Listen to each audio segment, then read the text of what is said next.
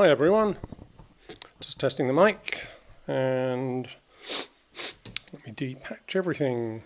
So welcome to this morning's extravaganza.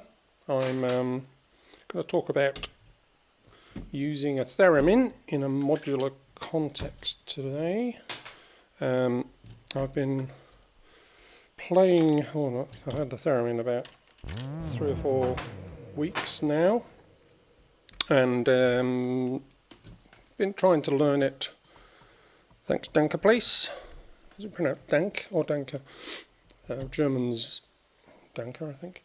And so I've had the theremin about 3 or 4 weeks. I've been learning to trying to play it as a real instrument, which is the big challenge with this thing. It requires lots of practice, and but also I bought it because it has some interesting CV outs which I can connect to my little modular system here, which is what we're going to be talking about today.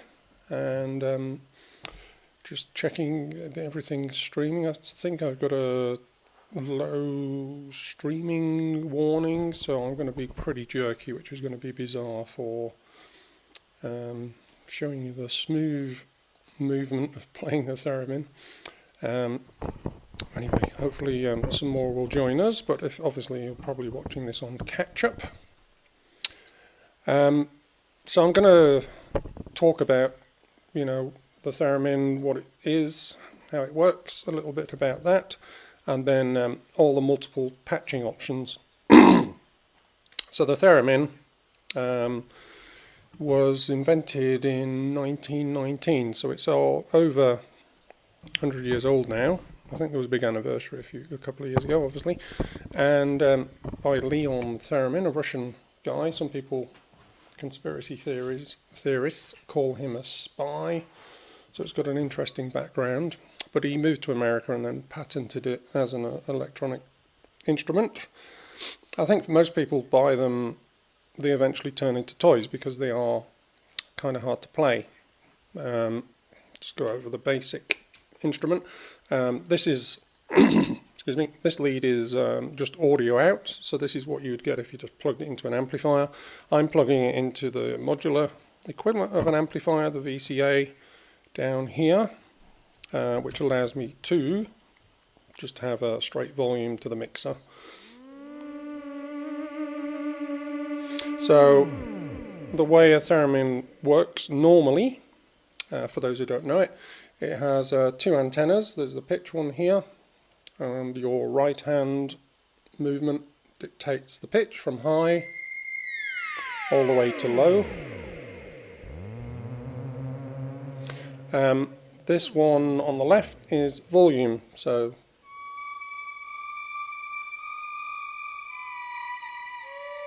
I'll take a little bit of the reverb and delay off just so you can hear what's going on.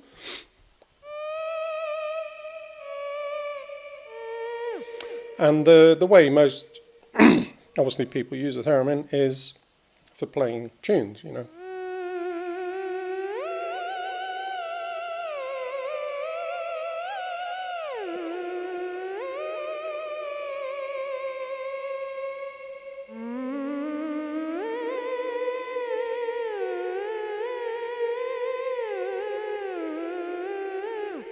like that, and obviously with expression.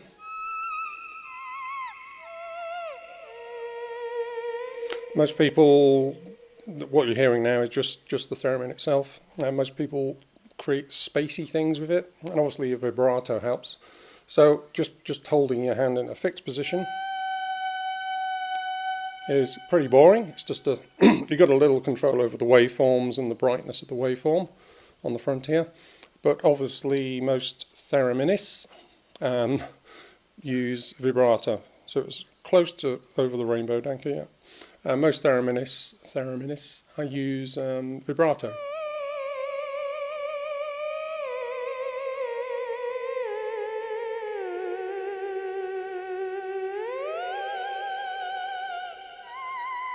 And it's got a 5-octave range. Because of this setup this morning, needing to have this in the shop with the modular, it's not an ideal thing because you've got to control over the range, and the range is at which point the pitch will kick in on the right antenna. You can see as I move my hand closer, because it's being interfered with by this box, I've had to shorten the range. Normally the range is a bit bigger. It's still 5 octaves.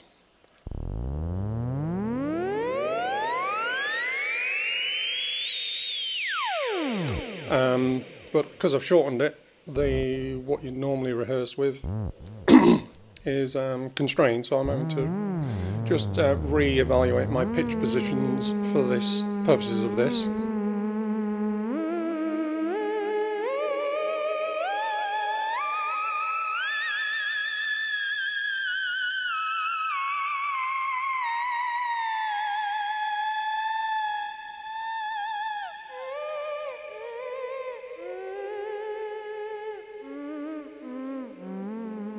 Obviously with the left hand you can also do more staccato things.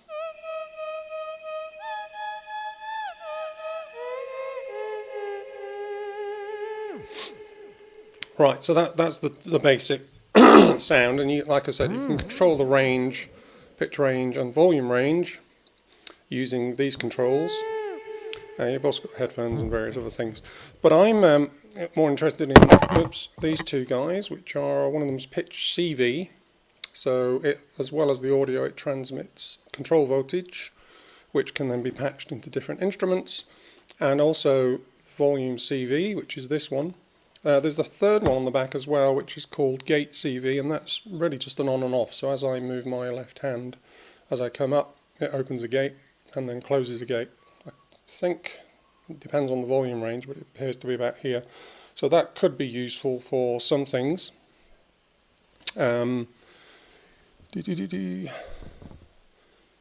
so other thereminists have to isolate a bit. I'm finding it's, excuse me, I'll drink. It's pretty robust in terms of this sort of thing. The proximity adjustment. I've set it so that if I'm adjusting something here, you can see there's just a tiny little gap before it activates. So, so it's kind of cool like that. Also, I'm rather raised on a seat here, so that I can reach it naturally without reaching up. So the modular is much lower than normal. But anyway, let's go through some basic patching.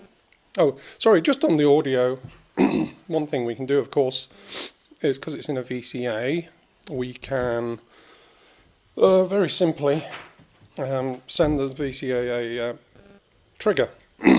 So I'll use this ADSR here to shape a gate from Steppy. So Steppy is the gate sequencer, and now so I'm still using the natural pitch with the full glissando. That's the the portamento, which is the sliding, but using a trigger here. So I've got this set to a probability, set it to full on all the time. And the advantage of that is, of course, it'll be in sync with your modular.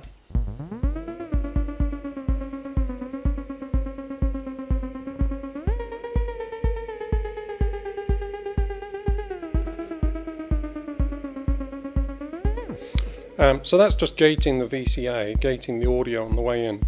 So that's one thing you can do straight off the bat. I'll leave that connected because I might use it later. Another thing with the pitch CV, of course, let's get the pitch CV. So this is a control voltage which should be the same as the pitch. I'm going to plug this into this mini synth down the bottom here. Yes, the kick is modular, so it's just the tip-top BD808, which I've got plugged through the system and clocked via Pams. Pams is, complicated, but Pams controls the Steppy, and then Steppy is controlling various instruments. So the bass drum's coming from here. Just added a few more. Anyway, I'll be using the kick and a sort of percussion sound to show things in sync as I go through today. Anyway, I'm back on the pitch. So I'll take the audio off, so the audio's off. I'm now controlling this mini synth. So what you're hearing there is the synth itself being controlled by the pitch of the Theremin with its audio off. If I turn its audio on as well, and I'll pan them each side, you can hear how well it tracks.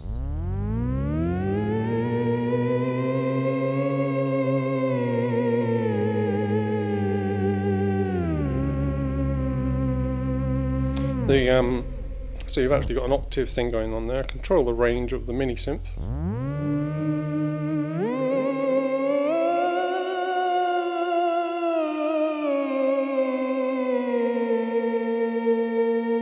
I'll pan them hard left and right so you can hear the two, and obviously I've got control now in real time of the mini synth.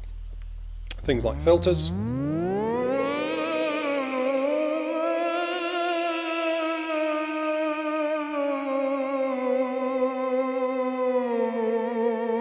And it's tracking the, turn the audio off for the thing, and it's tracking the, let's put it in the middle, so this is just the mini synth.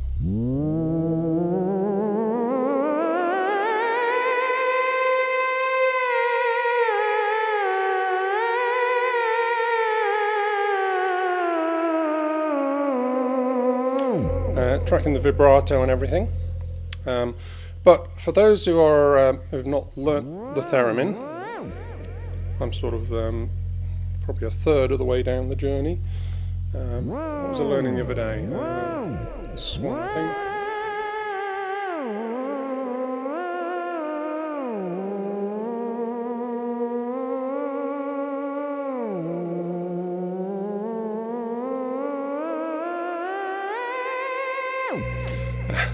Okay, I won't do too much of that stuff. So what was I going to say? So for those who are a bit pitch challenged or haven't got a good ear, then we can start to quantize the pitch on the way in. So I'm using this Mosaic Quantizer here. It's really simple to use. Just plug the pitch CV in, and then the output of that, use a slightly shorter lead. The output of the Mosaic Quantizer goes into the MIDI synth. So now you get this effect.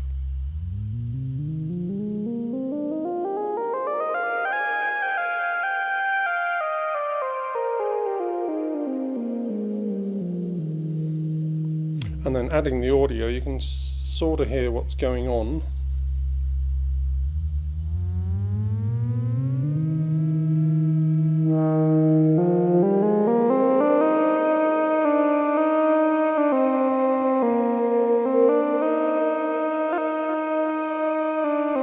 And the big difference with the Quantizer, of course, is that it won't listen to your vibrato. And if you do try a vibrato, it's going to try and quantize it.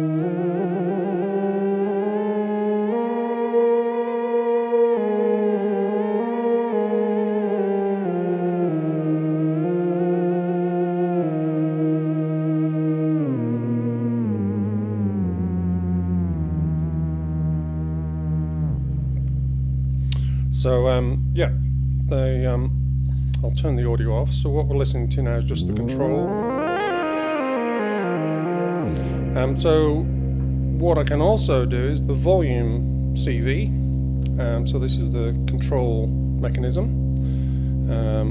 And yeah, as someone just said, most people who get a Theremin, and there are cheaper models as well. I've got an open Theremin, which is a tiny little device which can sit by the side. In fact, one of my previous videos has got that, the open Theremin version 4 kit. So if you're just interested in the control, then I'll be going through that anyway today. So stick with me. I'll be adding chapter markers to this as well, so you can skip all the boring Theremin stuff and go straight to the control stuff. One of the first controls, of course, is using the volume CV as, say, a filter control. So this is just on the mini synth, what you're hearing now. So we've got pitch, which is quantized, and then we've got control over the filter. and I can make that more or less extreme depending on where I patch it. Let's do it there. Whoops.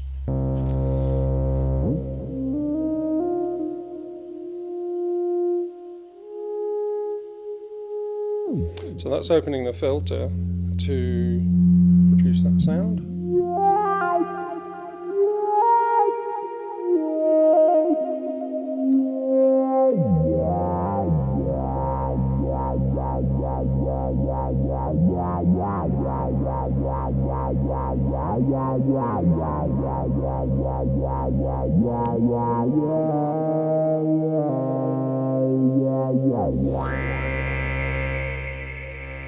So I've got the mini synth on permanent sustain. If I obviously connect a gate to it, and I'm going to use the ornament and crimes here, which is like a Euclidean circle. People know about Modular, know about this stuff. So there's a trigger coming from this circle, and I can obviously change the type of rhythm. I'll put a beat on, and then we can play with the filter. Make it a bit more bassy.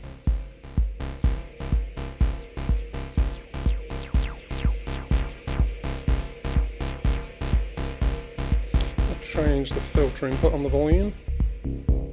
There we go.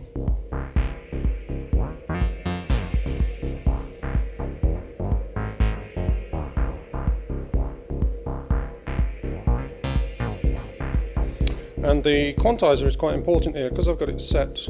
I'm not sure you can see. Just turn that down, and the bass, and the kick.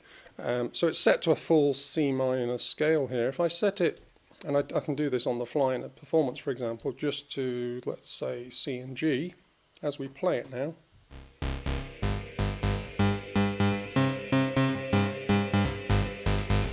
So for those who are very pitch challenged, you can just have a C and G bass line.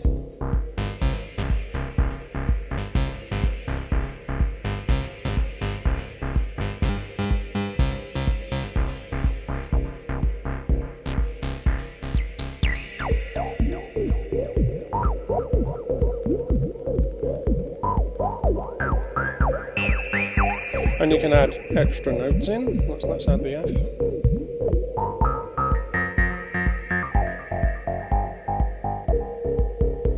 There's still an element of knowing where to put your hand, because it's quantized.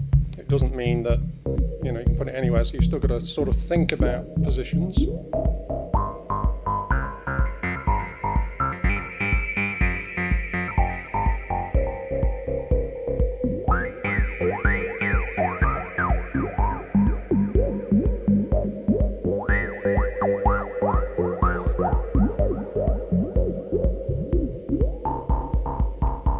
Okay, so that's using the volume on the filter for the mini synth.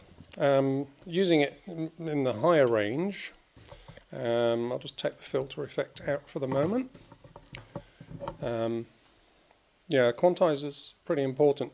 If, for example, you can do some nice things, less on bass lines and things, which are much easier.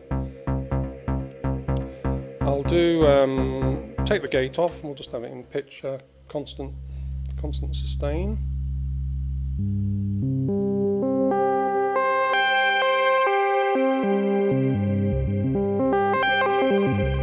So you can actually, by adding or subtracting notes, change arpeggios. So I'm going to just change. I'll go up and down, and then change the add notes and things.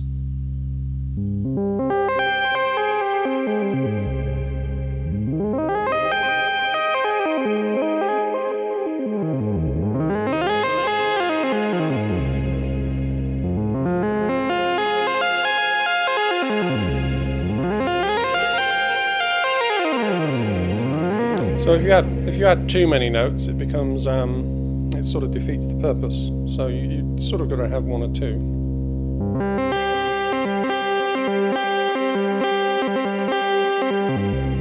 And because obviously the natural scale is not, you could actually trigger it as well, but because the scale is not linear, when you choose a normal scale, let's say the C, E flat, F and G, if your hand is travelling constantly, the pitches are going to be off rhythm, so that's where having obviously a bit of a gate makes sense. So if I just trigger it again with a gate, and let's put a kick in.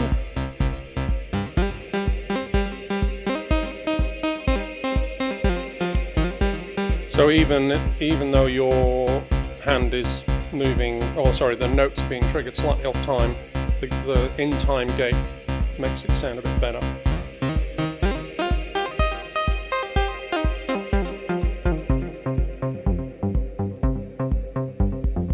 Put a bit of time delay in. Oh, sorry, I just lost the lead. I forgot to. I've got the FX aid here, which is acting as delay. I need to make sure that's sort of in sync with the clock.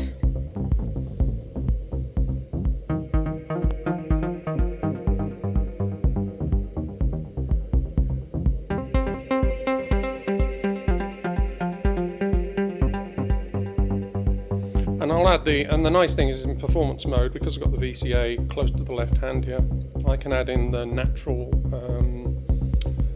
theremin sound at any point.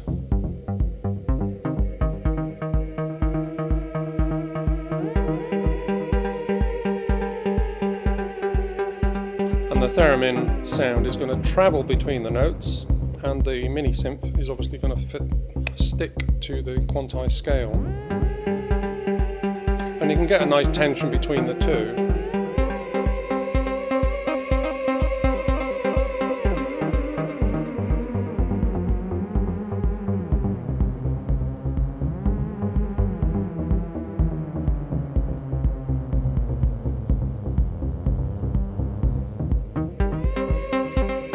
Bring it, and you're obviously using the natural volume control for the theremin.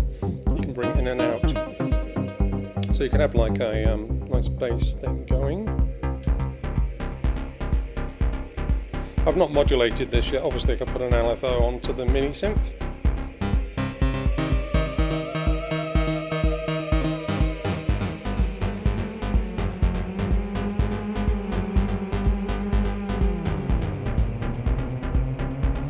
And I could double up with the volume on the filter as well, so if I put the filter back in on the mini synth.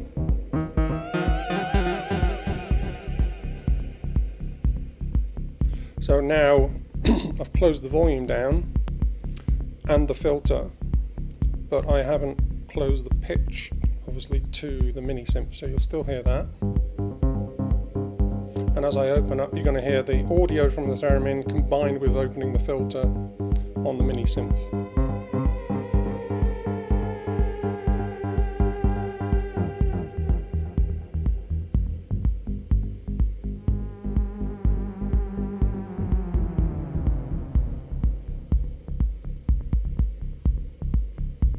Let's make it a bit more release.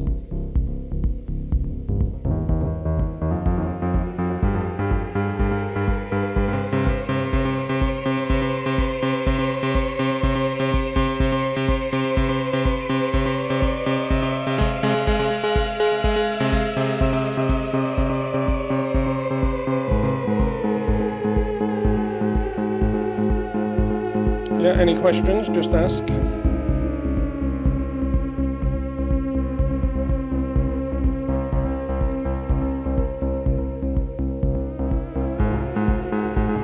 So I think a lot of this is about performance mode as well, being able to combine the audio from this with other things happening at the same time.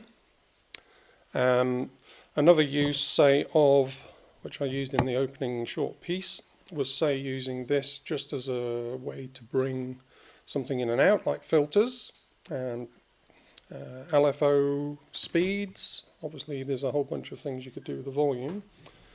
But let's use the volume, for example, as a pitch, because it's a variable voltage. And I've got here the Disting EX, which is like I'm using in sample player mode at the moment. It does millions of other things. But once I trigger that, I'm using the same trigger as a snare drum sound. There.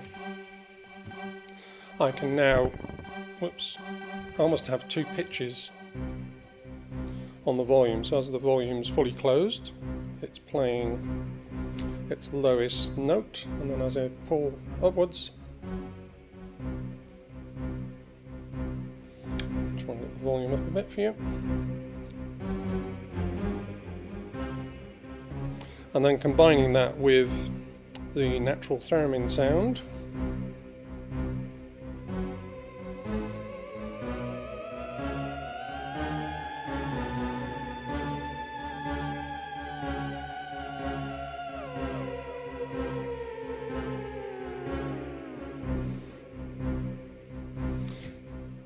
take the trigger off.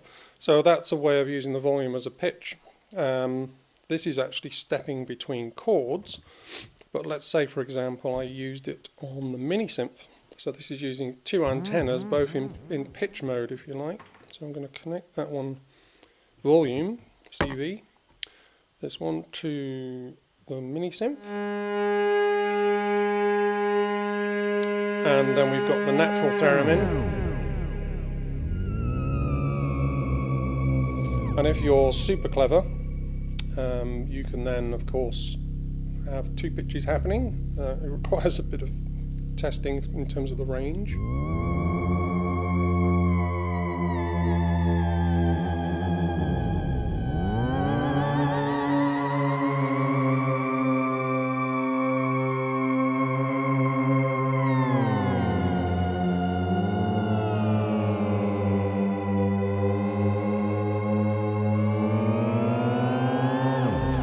Let's gate the left pitch, put the Euclidean circle back in.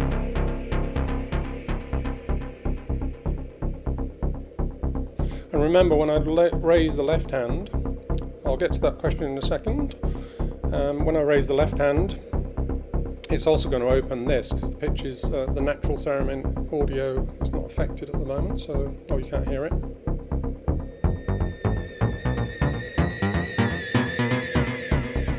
So you can do some nice sort of crescendi type stuff.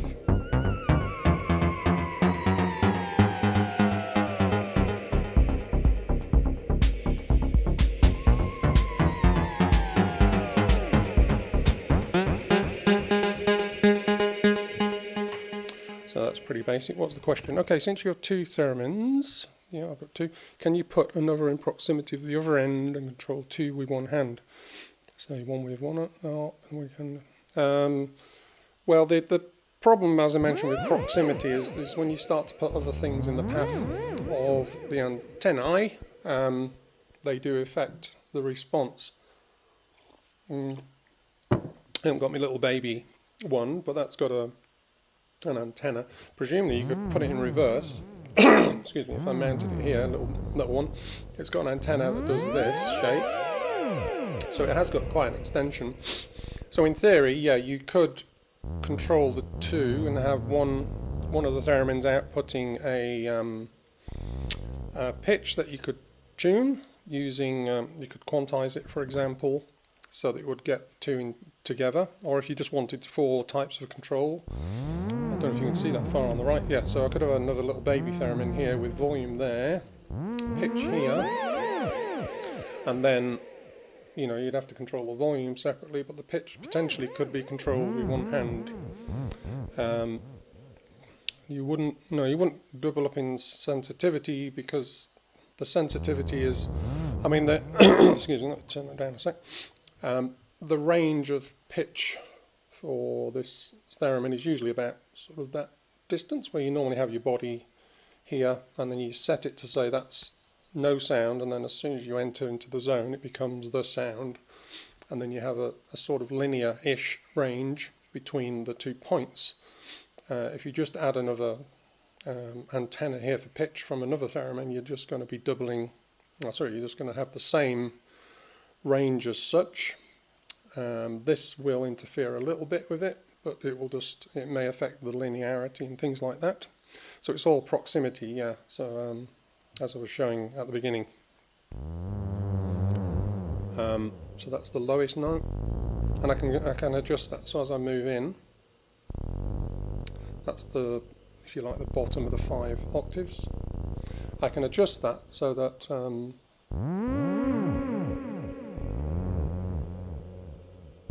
the lowest note is there now, but that's pretty impossible to control that musically in this range. It'd be alright as a control mechanism, just go from that point just to there, just for wacky effects and things. Yeah, but if you want to be more musical, then I'm setting the pitch range so that it sort of goes off. It's being affected actually by the top of this box probably. Let's just get back to it.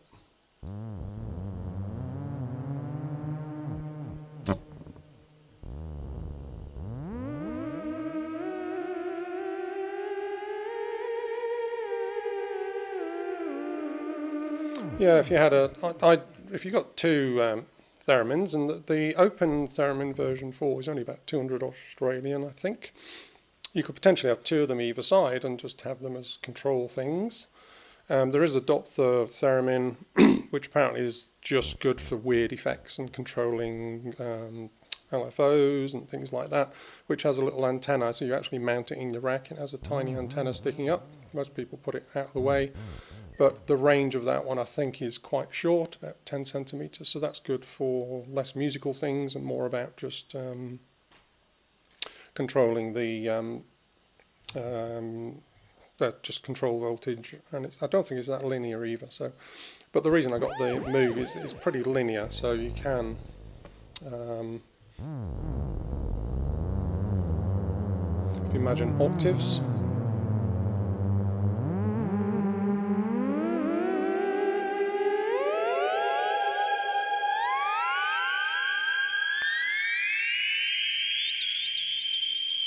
So that last note, I'm almost touching the antenna there.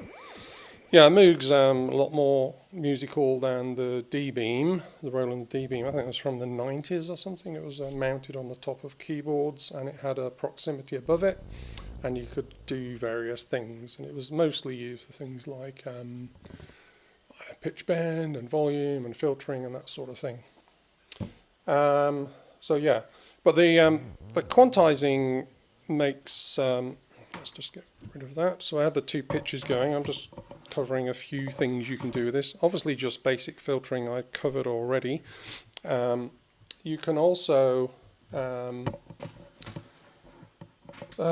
say for example, use the volume, and this is one of my favourite uses, which is more subtle, is controlling the bit depth or various aspects of the effects on the way out, and I think that's what some people like to use these for. So you can still have the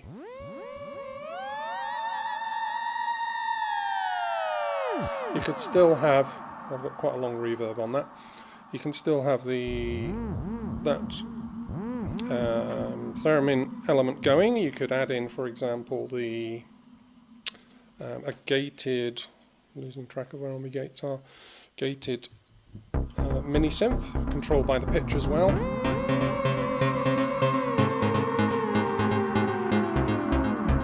But I'm using the volume here, this cable, to control the bit depth of the reverb.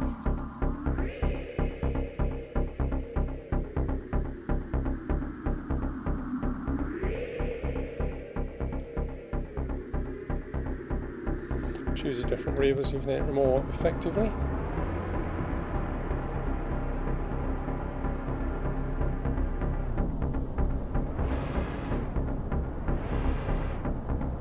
So you probably need decent speakers to hear that.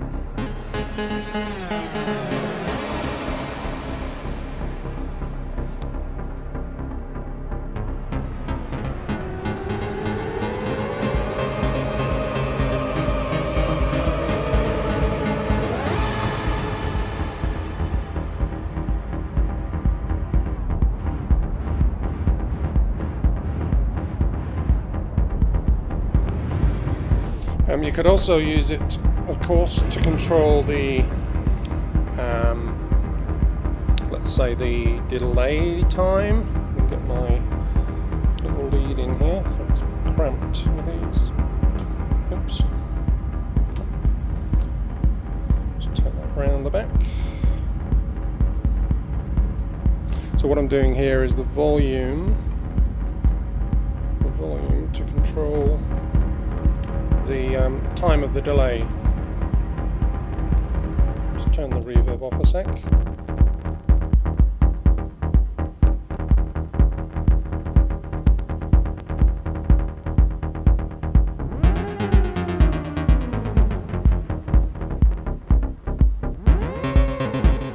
So probably not as effective as the bit depth for the reverb. I can also control.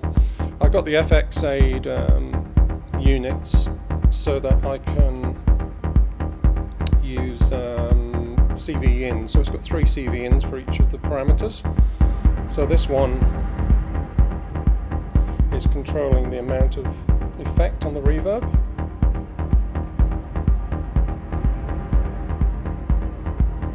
Choose something you can hear it on.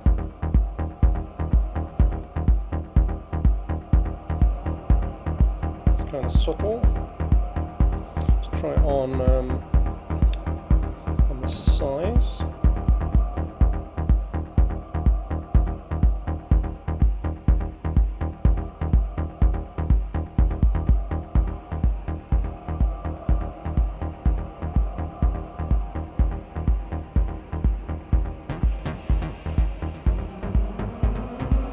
The important thing is, as I raise the volume, of course, it's going to slowly introduce the natural theremin sound.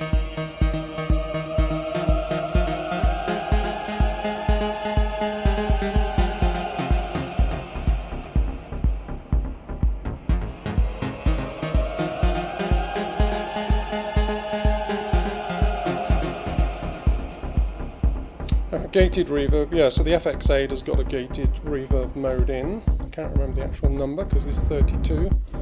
I'm just switching between them now.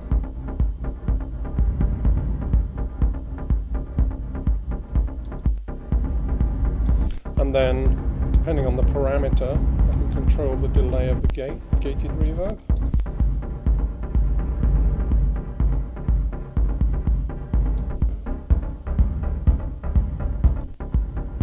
Anyway, you get the idea. So you can switch, and that may be another use. Let's turn the delay down and that one off. So it may be another use for the gate actually, because there is a separate CV, so 3 CVs out as well as audio, so 4 things on the back. The gate could be controlling opening a reverb or closing a reverb, but remember, you've got to think about which way around it is, because the natural theremin, when your hand is on it, is off. When you raise it, it comes on. So you could have the effect of dry when it's on, and then as you raise it, and it also opens the natural theremin, it may then add the reverb, like a gated reverb. But in terms of gated reverb type stuff, it may be something that you would rather do off the clock, perhaps, if you wanted it to be a bit more techno-y, that sort of thing. So the other basic things we can do is obviously, use the volume, the pitch as well. In fact, I can use the pitch. Pitch doesn't have to be just for that sort of stuff. I could, for example, connect it to the CV in of the VCA to control when things are open and closed. So let's say, for example, I take the Bloom sequencer, which is coming out of this output. So if I take the output of that, that'll be the easiest way of doing it.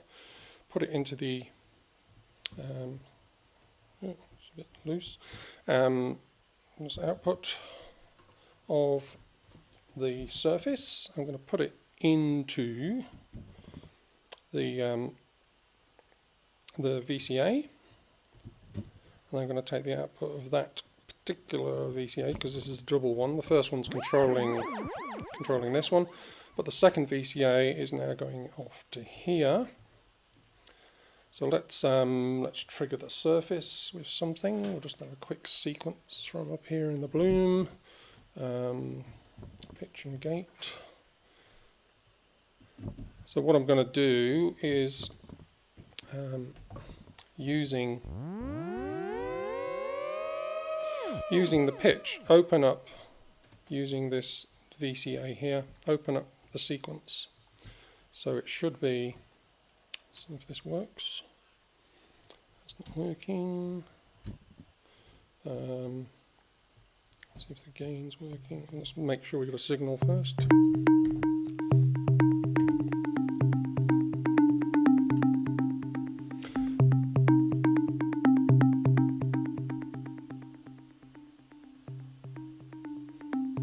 And now I've got pitch controlling the CV,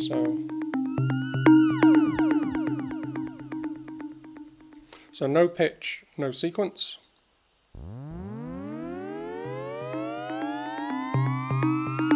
And more pitch opens up the sequence. So that's a good way, for example, of as you start to play a tune, that the sequence sort of starts up by itself.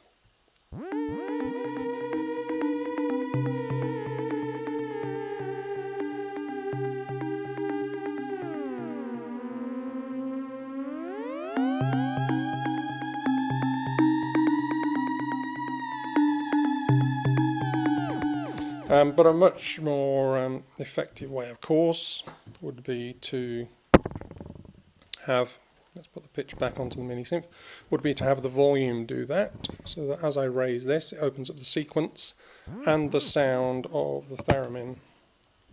So now volume CV, so now the sequence is off, the theremin's off, and as I raise the volume, it's going to open the sequence up and also the pitch.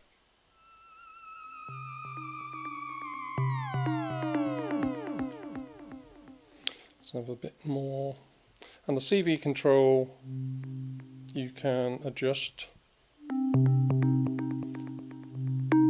So this sort of thing needs setting up. You can, of course, have all this preset, or you can just sort of busk it as you're doing a performance. That's part of the fun.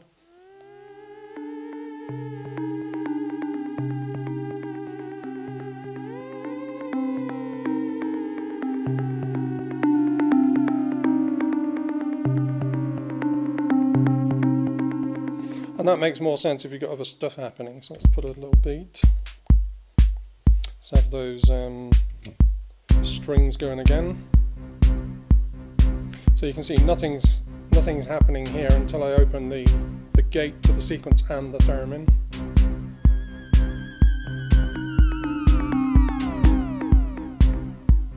So there's two things happening at once. We could, of course, multiply the volume into multiple things. So as you'd raise this,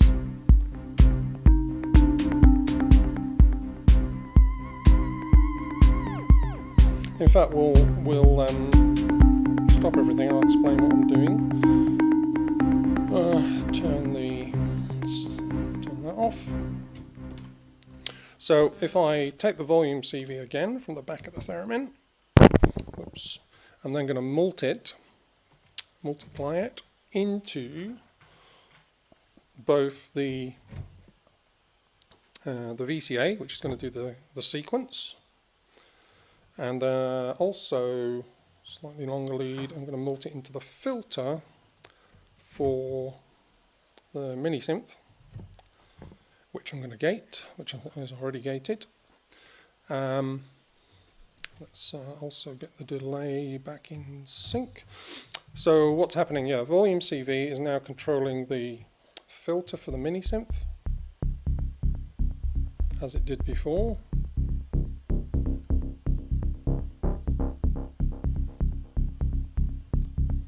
So when it's down, it's that sort of softer bass sound.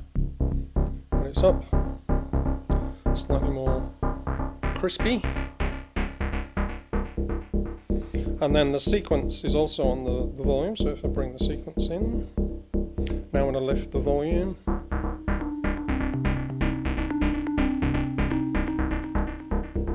So it's using it both in a make this more extreme. So it's using it both in a mixer mode, just to bring in the sequence in and out. Let's add a few more notes to the sequence.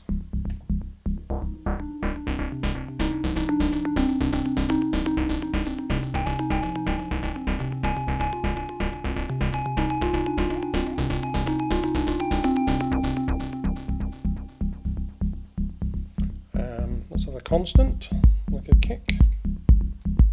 And now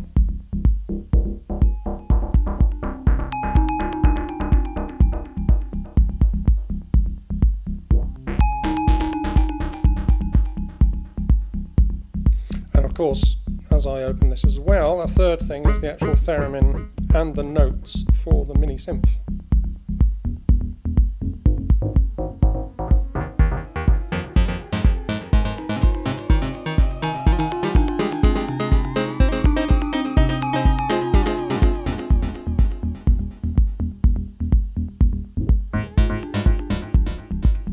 And let's add the strings in.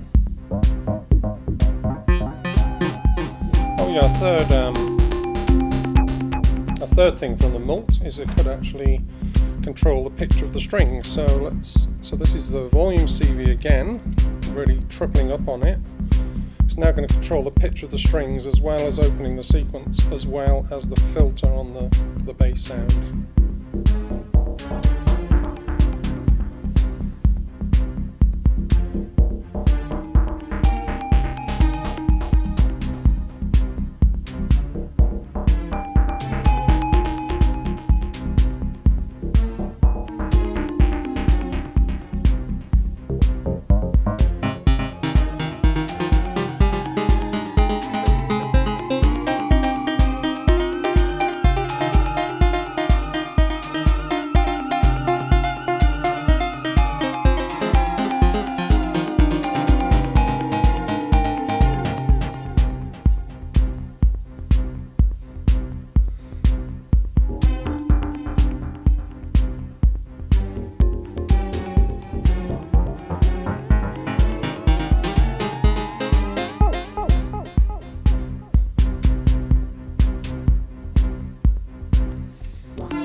Right,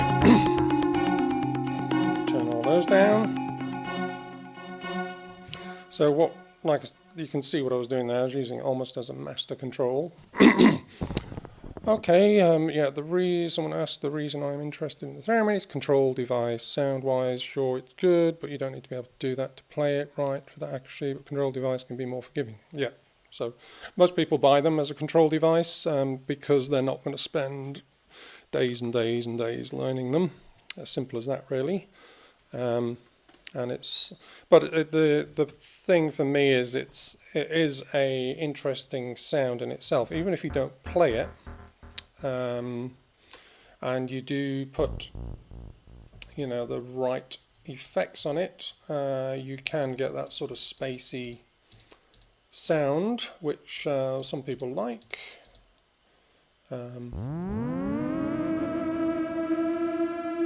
Even if you don't do the vibrato.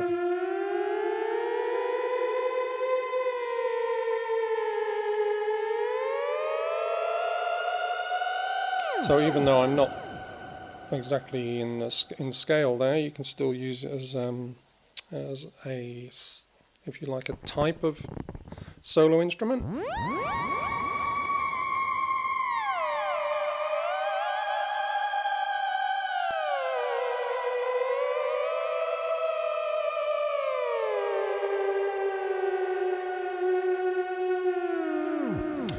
Just put the sequencer back in sequencer mode. What I need to do, that, just so we can hear that again.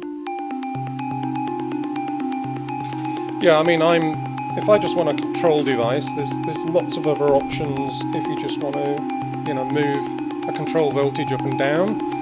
Of course, you've got LFOs, you've got variable LFOs, which I've got several in here, to just move things in and out.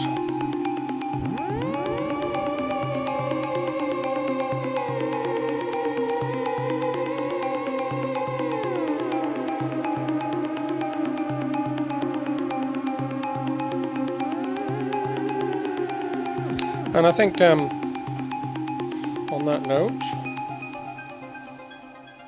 I might do a quick performance just for my benefit, because I don't like just doing these talks, and it's obviously not super interesting for people live, just hearing me rabbit on. There's plenty more YouTube channels that do that. I don't do them that often. I think I haven't done one for about a month and a half or something, in terms of a live chat. Done a couple of instructional videos. But for me, this is all about the performance capability, and musical as well. Sure, I could do techno until the cows come home, but everyone else is doing that on sort of fixed drum machines and various synths. For me, it's much more about creating something that's slightly different from what everyone else is doing as well, but also using any instrument in a much more musical context. Thanks, Danke Place, for saying it was informative. Yeah, I mean, it's up to your imagination, really, in terms of the control mechanisms that you use for this gear. If you want external control mechanisms, then there are plenty of just in and out and on and off type controllers that you can buy that have sort of expression built in. I normally use my Q Nexus little keyboard, as you've seen on some videos, which has some things like aftertouch and various other CVs. But let's do a quick tune, see how it goes. Might start with just using. I'll leave some of these things patched. I've still got the gate into the Theremin audio. Still got the gate and filter. Just check that that's patched from the volume on this one. So let's see what we can do. So I'll turn sound off. Thanks for listening, all the millions of people that are watching. Not. So that's one of the reasons I've kind of stopped doing live. People tend to have very specific needs, like, oh, it's got a theremin and I'd never buy one of them, so I don't want to watch it. They're not that interested in the musicality of it or anything like that. It's just about gear. Tends to be more the live ones, but I'll saying that though, I've done some jams recently on my Behringer sequencer setup with the Neutron and the Model D, and they've sold really well, just those live jams on Bandcamp. So that's something very worth doing from a live context, because when you are performing live, of course, you do have that slight pressure on you to keep the flow going. There's no stop-start type stuff. So I'm going to do that now. I've got to open my photo gallery in a second, so I'm just going to do a quick 10-minute short, which I'll, if it's any good, I might put it on Bandcamp. Anyway, let's see how we go.